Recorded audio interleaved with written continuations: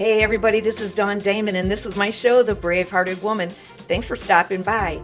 Hey, each week I bring important topics for women just like you to help you live with courage and confidence and bold vision for your future. So make sure you subscribe so you never miss an episode. I'm always giving out free resources that empower you. So you ready? Come on, let's get brave. Hey, all you beautiful, brave-hearted women. Today, I am absolutely spoiling you. You are not going to believe, well, yes, you are going to believe, you will say, as expected, I'm bringing you the greatest opportunity.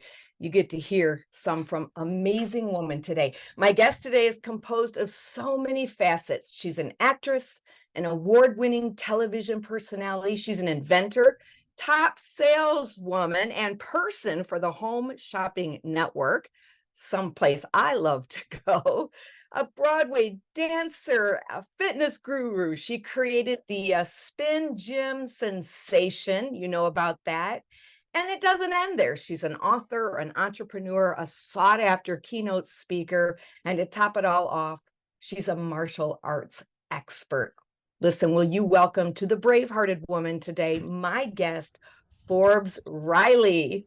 Hi, well, that Forbes. just popped up to be one of my all-time favorite introductions. Very nicely done. Wonderful. I'm so glad. Well, you're worthy of a great introduction. You have an incredible history and career. You've done so many amazing things. And what we like to do on the Bravehearted Woman is really kind of look underneath the hood and talk about the qualities that it takes to do these brave things in life. Tell us a little bit about yourself. Specifically, you encourage your clients. You say, if you can dream it and believe it, you can achieve it. Tell us a little bit about all that. Well, I know that firsthand because nobody ever gave me anything. I had a very rocky start in life, like many of us, although I did have two loving parents. And as I've looked at my life and many, many others, as I do as a professional coach, I think having love in your life is the coolest thing ever. And both parents, or two parents, or as many parents as you can have. I didn't have any aunts or uncles or grandparents, but I grew up kind of ugly. I had a broken nose, was a kid for like 8 years. I had braces for literally 8 years of my life. I had a tongue thruster, Dawn. For 2 years of my life, I couldn't talk to anybody. And that's how I sounded. And so no one wanted to be my friend. I had giant frizzy hair. I was overweight and very isolated youth. But the crazy thing about it, and I do live by this motto that's a magnet on our refrigerators called life happens for you, not to you. And I could have been a very shy, introverted, which I was, but I spent a lot of time dreaming. I watched a lot of television, a lot of movies, and I saw that other people lived their lives differently than we were. And I had this dream that maybe one day. And then I architected it. And it's ironically now that is what I teach in life, how it doesn't matter where you start. I really don't care at all about what happened to you in your past, from being molested, raped, hurt, screwed over. It doesn't matter. It happened. If it's not happening today and you're in trouble, then it didn't happen. It's old. And there's ways and mechanisms and brain techniques that I've spent a lot of my life devoted to understand how to put things in the correct closet in your house. Trauma goes over there. It doesn't affect me today because Dawn, you and I are talking. But if I brought in all the horror of my past life and I didn't know how to speak to you, well, that's not true. And you cannot write a beautiful future if you're holding an 80-pound balloon all over or a piece of luggage with you everywhere you go. And I did this on my own. I certainly took some self-development classes over the years, but I decided it was my choice to embody a fantastic life. And I also thought that if somebody else has this, why don't I? Why can't I? And then, as I just even said the word can't, one of the ways that you do it is you simply change the languaging and the way that you talk to yourself. Do you wake up in the morning going, oh my God, it's another Monday? Or do you go, oh, I'm on this side of the dirt, let's go? And just that attitude and energy that you put out comes back to you in droves. It's who you attract. It's what you end up doing. And I love that you said in your intro, in my world, we don't allow you to say, because people get all these amazing offers. They'll get books, they'll get marriage proposals, they'll get whatever they want. And what a great place to live. But they'll call me and they'll go, oh my God, Forbes, you can't believe it. And I'm like, of course I can believe it. It's what I help you do. So we say as expected. As expected, I have a nomination for my new award show. As expected, I'm going off to shoot a movie starting on Saturday. As expected, I'm living the life that I designed rather than living the life of leftovers.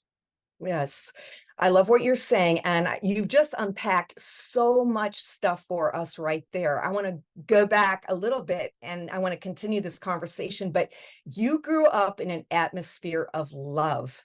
I did. Don't you think that was the juice, the power, love that allowed you to overcome these obstacles? Because where would you be today if you didn't have that love as a foundation? You would have had a bigger hole to dig yourself out of. You talk about we are the sum of the obstacles that we overcome. Where did you come up with that? Because we had a lot of love in our house, but we had a whole lot of fear. Mm. My mom was the daughter of immigrants from the Ukraine. She slept on a couch most of her life. She had a very controlling butcher dad and a very spunky mom. I only met them till I was 4 years old. You say butcher dad. You don't mean like No, he he was a was like, physical. No, no, no. My okay. grandfather. My grandfather was a physical meat and poultry butcher. No, he was a very lovely man, from what I can understand. Although I don't know him. You know, he died before I was 3 years old. But my mom was a wonderful woman who didn't have a whole lot in life. She dreamed a lot and she wanted a lot, but she didn't have a mechanism to get it. And she came from this sense of lack. I think my grandparents were a bit of hoarders. That's what she ended up doing a lot of. She lived her life a little overweight because she'd been physically, mentally screwed over. But then she met my dad, and my dad was the handsome guy. And he really was. He was a beautiful man. He had a very nice upbringing. He had money growing up, although his dad died when he was 25. So he had other issues about survival. And they met, and I guess I can romanticize it, but it's the story that I grew up with. That the pretty girl from the wrong side of the tracks met the really beautiful guy from the right side of the tracks. When they got together, his mother was such a witch and so controlling that they ended up having to elope because she wanted to control everything. And they started their own little life, their own little family. I'm their firstborn on Long Island. They bought their first house and they loved each other their entire lives. They died shortly. I don't think I've ever put it that way. I'm so sorry. I'm so glad. They died within a year of each other. They were each other's best friends, but they had their own issues. My dad was a machinist, an inventor, and a magician. And he was a crazy guy who had all of these thoughts. And he imparted all of them onto me. I was his little protege. I was doing magic by the time I was 8. I was on stage making doves appear when I was 15. I had a very comical, crazy life. I learned to fly an airplane by the time I was 15 years old because that was one of his dreams. He loved flying. And so I did. How many girls do you know? How many people do you know have a pilot's license by the time they're 16 years old? Oh, Nobody. not very many. Literally. I used to buzz my college when I was 18 years old. So I had a life that didn't make sense. I just kept thinking, I'm just insanely special. And not special that I'm better or worse, but I'm really special. And that's what I grew up believing, that I was special. I could make card tricks happen. I could fly airplanes. I could do things other people couldn't do. I was also wickedly smart. I graduated college with 2 degrees in 3 years. My ADHD allowed me to do a lot of things faster than most people will ever do. And I consequently had like 10 different careers. I was the host who started the X Games. I had my own national radio show interviewing rock stars. I've had talk shows and game shows and stand-up comedy at the top club in the world called the Laugh Factory in Los Angeles. I've been in movies and television, on TV series. It's like, wow, this really is a special life when you look at it. But if I really think about it, I set out to say that my life, that I'm special. I don't think I said it to anybody outside of me in the universe, but I created that. And I remember when I was 20 years old, I just graduated college and I did not want to be a lawyer like my parents thought I was going to be. I wanted to be an actress because one guy believed in me. He gave me the lead in a play in college. And I'd never had even the third chorus person from the left before in any of the high school plays I ever auditioned for. I never got any of the parts. And when I got this lead role and I sat him down and I said, explain to me, why are you choosing me? This is a big responsibility. And he said, have you met you? Between your communication skills, your unpredictability and your whimsical and your vocal skills. And I'm like, uh-huh. And then I looked at Professor David Richmond. He looked back at me, but he couldn't see me. You know why? He was 100% legally blind. Oh my goodness. You got a blind guy telling you how wonderful you are. It must be true because he couldn't see all the little things that people didn't like, the size of my thighs, the color of my hair. He saw who I really was. And based on that and the fact that the play was a raging success, I got glowing reviews. I called my folks and said, I love you guys, and I'm sorry that you invested so much to be a lawyer, but I want to be an actress. And they were like, okay, we love you. We can't help you. And I went off to New York, and I'll tell you what, I auditioned for my very first movie, which every Halloween comes back around, called Splatter University. Splatter. I starred in a freaking feature film in my early 20s, first audition I ever had.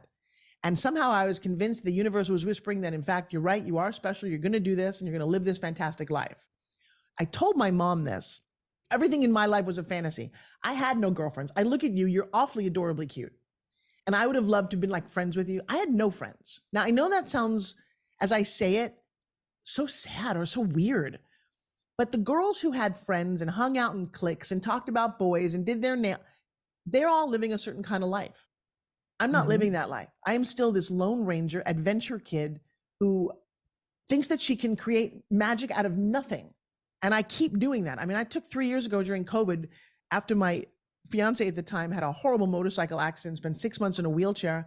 My daughter and I built a multi-million-dollar company in minutes. Literally, the first day we were in business was 25,000. First month was 100,000. 6 months was 1.2 million. And all because we said so. We didn't have all the skills we needed. Nobody didn't need permission from anybody. I just said to her, look, I've reinvented myself. I am, when you look up Phoenix in the encyclopedia or Wikipedia, there's my picture. You're there.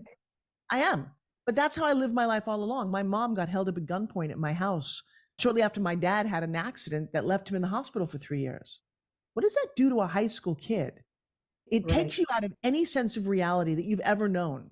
You come home at 15 years old and you see cop cars everywhere, and you don't know if somebody inside is alive or dead. And my mom emotionally was dead for many years after that because 2 gunmen came in and ransacked our house, stole everything. By the way, that makes you special too. Special isn't always a good thing, so just be careful, what you wish for. But I said to her when I was 20 years old, just to finish this, I said, I'm going to go to Europe. I found this book called Europe on $20 a Day by Arthur Fromer. I'm going to see everything in this book, tear out the pages, and come home when I have the cover. And she's like, okay. I said, Mom, I envision this life where I tell stories. I'm 83 years old and I tell the story, great adventures, and I have nothing to talk about. So I'm going to go write the story of my life. Who does that? Who does that? Well, the people who do those kinds of things are the people who have a very strong sense of their destiny, people who believe in themselves. And I have to tell you, part of my story is that while I was raised in a home where we had all kinds of everything that you could want, materially speaking, there was not a lot of attunement from parents to me. They were busy doing their thing. They were running their lives. And that sense of, am I invisible? You, on the other hand, you guys didn't have a lot, but you knew you weren't invisible. They gave you a gift, a tremendous gift, that you matter. You make a difference. Your presence speaks to us. And that foundation, my brave-hearted sister, gave you the inertia and just a launch pad to do incredible things. How did you foster that belief in yourself when you hit obstacles? Where did you get the grit to keep on going? Where you said some things like adventure, and you said courage, you said I believed I was special. Like, you pulled that up from the depth of your being. You had that grit to keep on going. Part of your personality temperament, or you just looked at the evidence of life and said, no, if they can do it, I can do it? Yep. You know what? I watched James Bond. I watched Lara Croft. I watched Indiana Jones. Now, here's what's interesting about every hero in every movie. It's not a smooth sail. They always hit insurmountable obstacles, all of my action heroes, and they overcome them time and time again. So it was imprinted in my brain that you're going to hit insurmountable obstacles, like every action hero, and you're going to weasel your way out of it.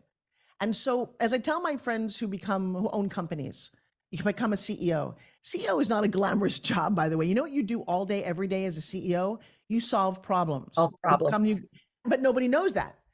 Entrepreneurs come to me like, oh my God, I got this issue, I got that, could solve it, solve that problem, solve this problem. You are the quality of the problems you solve. That's my newest quote. I just made it up here. You're the quality of the problems you solve, because everything is an obstacle all day. How do I market? How do I get this? How do I pay the bills? How do I tax? It's always an obstacle. So if you start to believe that that is your job, oh my gosh, it's nice to go walk the red carpet when you're an actress, but that isn't your job. Your job is to, like, I'm heading off to Tucson where it's 90 degrees in the middle of the day and wear an outfit, that's 400 pounds and have to sweat up. That's your job. And it's not glamorous. And sitting in trailers is not glamorous. And waiting hours for someone to light something, making movies is not glamorous. It's a whole lot of fun, but it's not glamorous. You guys only see the icing on the cake. So as entrepreneurs, because of social media, you see the icing on the cake. You see people on stage. I spoke on 10X in front of 10,000 people. If you had any idea how much time, energy, grit, substance it took to get there, if I hadn't already overcome 1 million obstacles, Yes. and every day there's a reason that you could give up or stop doing it.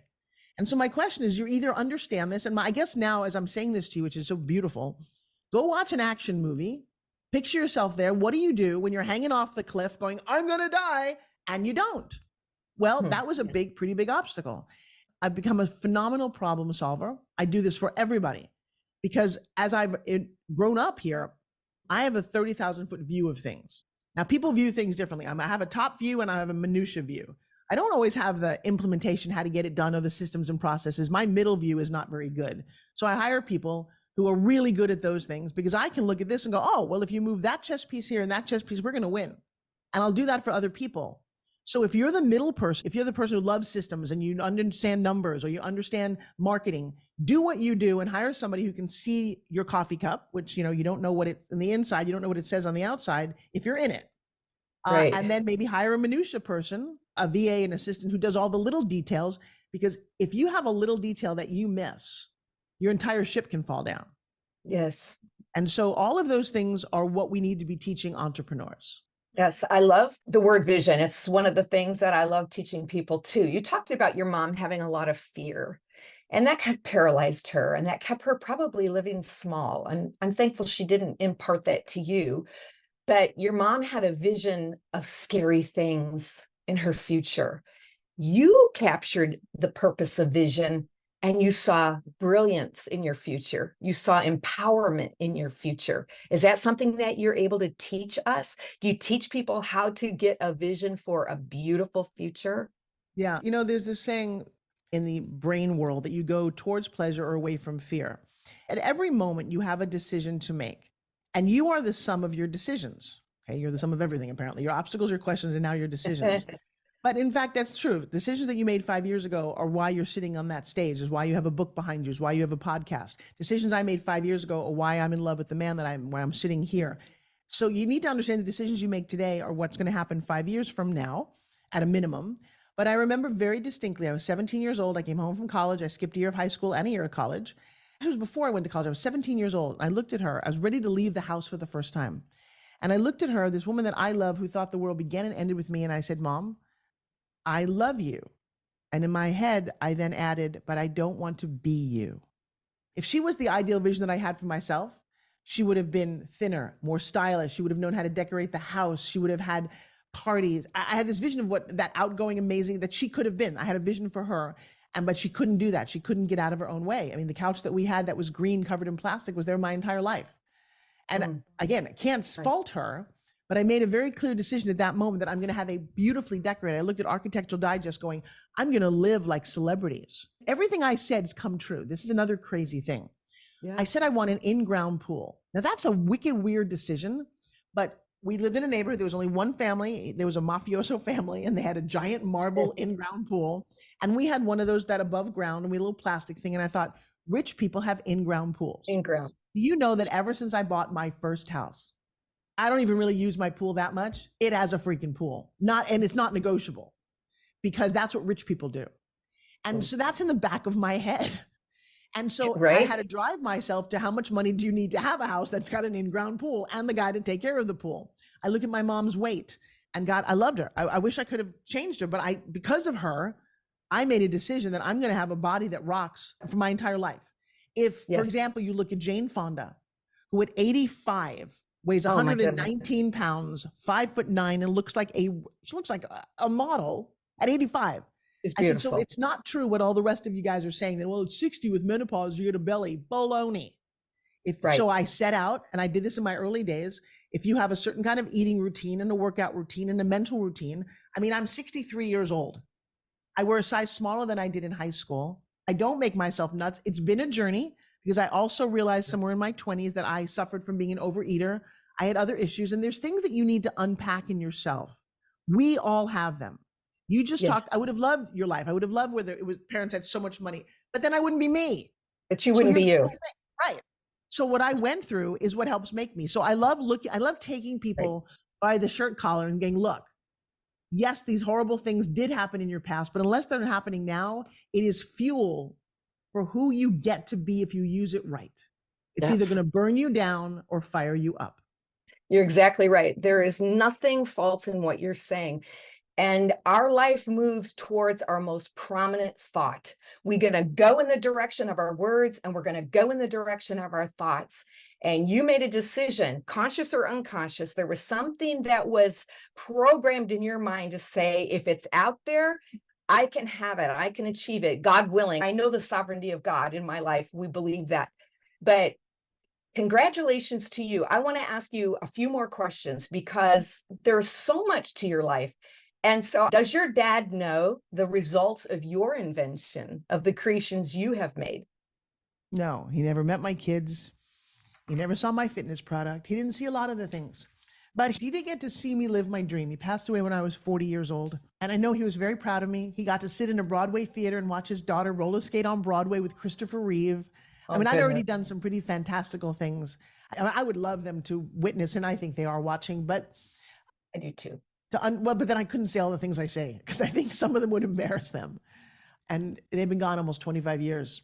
Because Yes. when you can up-level your communications, you get a podcast, you fall in love with the people that you want, you live in your dream, whatever it is that you want, you understand how to go for it. And you asked me that at the very beginning of the interview. How do I figure out how to get what I want? This is part of that system, is doing a little bit of due diligence, quiet work to uncover what you want, why you want it, what your core values are, what you're willing to do to get it, and what happens if you don't get it. Beautiful.